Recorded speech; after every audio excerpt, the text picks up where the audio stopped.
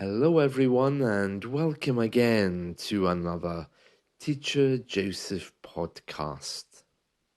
Last week, I made a podcast about shadowing, and many of you came forward to ask more questions about shadowing, what it looks like, and if you're doing it correctly. And I can see that there's a lot of confusion about this out there. So I'd like to talk more about shadowing today, just to dispel some of the myths about it. All right. So, first of all, let's begin with a few simple points, okay, about shadowing, what it is and what it isn't. So, first of all, shadowing is an exercise designed to help you speak better. Okay? Shadowing is an exercise designed to help you speak better. It's designed to help you look at and improve your sounds that you make. Okay? And it's done by imitating how someone speaks. That is shadowing. Now, if you bring your mind into that with vocabulary, transcripts, other things which may distract you from simply listening and hearing, then it gets really, really complex. So, again, shadowing is designed to improve how you speak. It is not an exercise to learn vocabulary. It is not an exercise to study grammar. And it's certainly not something that you should be reading about. Let's just maybe take the example of a child. Okay, so let's imagine a little boy who can't read or write because he's too young. I won't speculate on how old he is, okay, but let's just imagine it's a preschool child, okay? He can't read, he can't write, he listens to his parents, and he repeats what his parents say.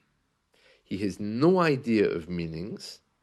He's just hearing sounds and making them, and from his father and mother, he learns his accent. That, in total, is what shadowing does for you. The meaning of certain words becomes clearer as you progress, perhaps because you study them, perhaps because you see signs, perhaps you encounter them somewhere else when you're old enough. That's all. Let's just divide learning into two parts for a moment. There's the part where a child listens to his parents and he just repeats and he gets the sounds right. And then when he starts school, there's the academic part where he studies, he learns to write, he learns new words. Okay, and both of these systems are not related at all. They are two completely different things. That is what you need to know when you're shadowing. Shadowing is only designed to help you speak better. It's done by studying sounds, sound by sound, not words by word. Now, of course, if you do have a good knowledge of English, you'll be hearing words you know. And there's a real danger there if you hear words that you know, that you'll simply repeat them in your usual voice.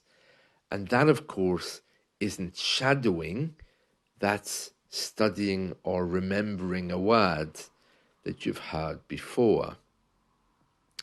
if that is happening for you, you're not going to get very far because you're just repeating in your accent that you have already in English what you're hearing.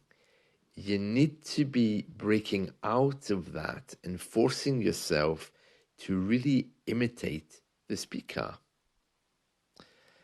Now, when you really imitate the speaker, how you speak changes. And there's no point in doing that if you're just going to say something in the accent you already have. So if you're facing that situation, you really need to be choosing something much more difficult so that you can't recognize so many of the words just to repeat in your own accent. So again, shadowing is all about hearing and imitating sounds. It's not about hearing a word, saying a word, repeating a word in your own accents. The fact that you're deciding to shadow would suggest that your current accent is not one that you like. So repeating words in that current accent isn't going to help you at all. In fact, it's just going to reinforce the way you speak already. So it's about copying the speaker. Now, for those of you who've taken lessons with me, you know that there's a sound chart on Anti-Moon website, and you can easily find it just by putting into Google Anti-Moon sounds of English. You'll see two columns on there with consonants and vowels. Okay, it has little recordings on there for both American and British English. Most sounds are the same. Okay, there's just a handful that are different, and you'll see those on the chart. You can click on them and hear the sounds. It's the sound that you're trying to capture. Now, if shadowing is becoming such a big issue and you feel your English is perhaps too proficient in order to shadow effectively, then what I recommend you do is take one sound from that anti-moon chart and just study it every day or every week, and just be aware of every time you hear it and try to imitate it as part of your shadowing. So let me just show you what that looks like in practice. Okay, so if we say the boy jumps over the fence, okay, the boy jumps over the fence, you can hear that my O is very pronounced, okay? It's a real circular sound. O is formed by pulling my mouth down and creating O. It's not O, okay? And it's not O, it's O, O, okay? So just take a moment to realize how you pronounce that letter. What does it sound like? Does it sound like my O in over? Does it sound like O in over? What does it sound like? Okay, now you know. So there's something that you have to work on and improve. Every time you hear that letter O in BBC News, for example, then just remember to change the way you say it, going from O to O, for example. Okay? Now, different nationalities around the world, different accents, all struggle with different letters. Okay? So you might have to do a bit of work to try to capture some of these things. Let me just give you another example. I'm going to choose a consonant this time. Okay, so let's take the word work. Okay, now do you say work with a hard R? The way I'm saying it is with a soft R. In fact, my letter R sounds a lot like the letter R for apple, because the letter R is silent in a lot of words. You can hear there in the word, work, the letter R doesn't really feature. So I want you again just to take a moment to think about how you pronounce that. Okay. And now you can see there that you have something else that you have to improve upon. So this is really, really important that you spend some time just thinking about your different letters. Now, having said all of that, I'm kind of worried that you're going to go away and make this into an academic study, because the whole point of shadowing is to get away from academia. Do you remember we spoke earlier about academia being very different from the actual way a child learns, just by hearing and repeating. So the way of shadowing is hearing and repeating. The more complex you make this by trying to read about it, by trying to find out about it, by looking for shadowing scripts and shadowing things, then the more difficult it becomes, because you're moving between two entirely different systems. The other thing I need to tell you about shadowing is you need to be very specific. We're living in a time of great globalization, where we're all affected by the way people speak. We don't really have a community setting anymore where everybody speaks the same way. If you go to a very small place in the countryside, you might still hear some kind of a similar accent amongst the people. But the truth of the matter is, because of diversity and immigration, one moment you're speaking to an English person, another moment you're speaking to perhaps an American. If you work for a multinational company, you may be hearing different accents. But with shadowing, you need to be very, very clear on the accent you're hearing. Because if you begin shadowing with, let's say, NPR in America, and then in the next moment, you begin shadowing with the BBC, and then in the next moment, you begin shadowing with, let's say, one of the Australian radio networks, your accent is going to be pulled in many different ways. So as much as you can, find a voice that you like and just shadow with it.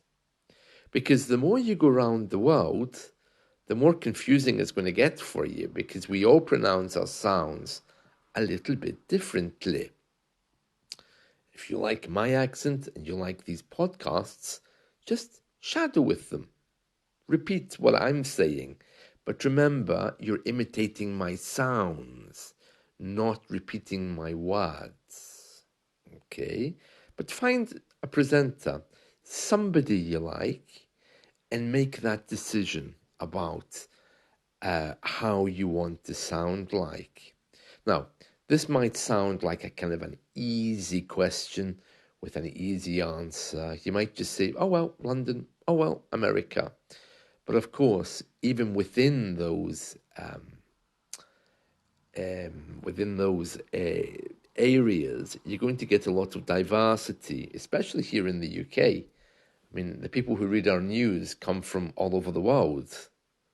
So you need to be a little bit choosy about who you shadow with. Because remember, ultimately, that's how you're going to sound like, or who you're going to sound like. This isn't an easy question because really what I'm asking you here is who do you want to be in the English speaking world? If you want to sound like Jim Costa from CNN, I think that's his name, is it Jim Costa or Jim DeCosta? Or whether you want to sound like one of the BBC newscasters, there's a decision to be made there. And it's all about who you are and the kind of image that you want to give to the world. I would say don't think about it too much. Just make it a practical decision. You know, if you're living in the middle of New York right now, then just go with what's around you if that's where you're going to be staying. If you've once traveled to, let's say, Liverpool because you love the Beatles, begin to listen to BBC Radio Liverpool. Give yourself the gift of the accent of the people that you love, you know. For the purposes of learning, you need to choose one place to give yourself a solid base. After you have that accent, then of course you can change it or you can go whatever you want. But it's a question of identity and why you choose a particular place. So that's what I want you to focus in on today. And I really hope this podcast has made things clearer. So just to sum up a little bit, firstly, shadowing is not about repeating words, so no transcript is required. Secondly, if you do find yourself just simply repeating words, force yourself out of that habit because you should be repeating sounds in the way that the person who is speaking speaks. Thirdly, the question of identity. Who am I in the English world? Okay, so you really need to focus in on a place, find the media of that place and make it yours. This is you in the English speaking world. And to have an English speaking identity can really help you a lot. You know, many of you out there think that across the English speaking world we're all the same. I can assure you we're not. Even the food we eat is different, whether you're living in London, the north of Scotland, Australia, India. We all have very, very different cultures, and as a result, we all speak very differently. So get yourself in there, decide who you want to be, and work towards that. Don't be too hard on that, but make sure that 90% of what you're hearing is really of the place that you feel you want to be identified with. And remember, if shadowing just isn't working for you, or if you prefer to perhaps do it in a different way, then take the sound chart that I've told you about before, this anti-moon chart that you can easily find on Google, and simply use that as a base. Study the sounds of it and start to repeat those sounds one by one. Every time you hear a word, just listen to how it sounds, compare it to how you would say it. But again, doing that word by word is only good in the sense that you're taking the sounds from that word to analyze. Okay, so you don't really want to just be repeating like a parrot. He says, then you say. He says, then you say. Because that isn't going to change anything except just monotonous repetition. So it's all about imitation, changing the letters. If you have any questions about that, please get in touch with me. I'll be happy to help. But it's not difficult. It's just a habit and really picking up from a place of identity who you want to be. And that's it from me today. I hope you found this helpful. See you. Bye.